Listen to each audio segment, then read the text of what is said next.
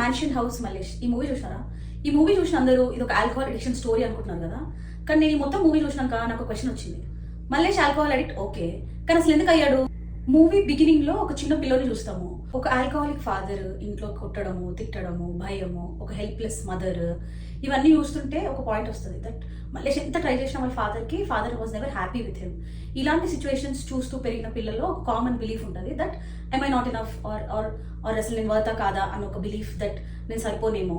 అందుకే అడల్ట్ మల్లేష్ చాలా ఈజీగా ట్రిగర్ అవుతుంటాడు, చిరాకు ఉంటాడు, ఊరికే కోపం వస్తుంటుంది, అండ్ లోపల ఎక్కడో ఒక డిస్సాటిస్ఫాక్షన్, ఇవన్నీ చూస్తూ మనకు ఒక అడల్ట్ మల్లేష్ చూపిస్తారు. ఇక్కడ ఒక సైకలాజికల్ ఇంట్రెస్టింగ్ ఫ్యాక్ట్ ఏంటంటే చాలా మంది మెన్ వాళ్ళ సెల్ఫ్ వర్త్, వాళ్ళ ఏంటో అనేది, వాళ్ళ సక్సెస్, వాళ్ళ money, wealth and sexual performance పైన డిపెండ్ అయి ఉంటుంది. కానీ మల్లేష్ బెడ్రూమ్లోకి వెళ్ళినప్పుడల్లా అక్కడికి ఒక గ్రోన్ మెన్తో పాటు ఒక ఫాదర్ అప్రూవల్ కోసం వెయిట్ చేస్తున్న ఒక చైల్డ్ మల్లేష్ కూడా వెళ్తాడు.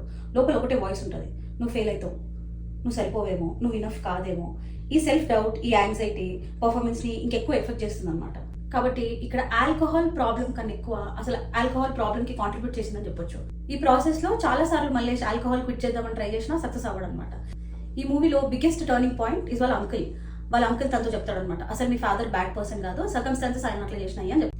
ఈ డైలాగ్ విన్న తర్వాత మల్లేష్లో మనకు ఒక షిఫ్ట్ కనిపిస్తుంది. ఎందుకంటే అప్పటి వరకు అతనికి ఉన్న ఎమోషన్ యాంగర్, కానీ సడన్గా యాంగర్ ఇప్పుడు అండర్స్టాండింగ్గా మారుతుంది అనమాట.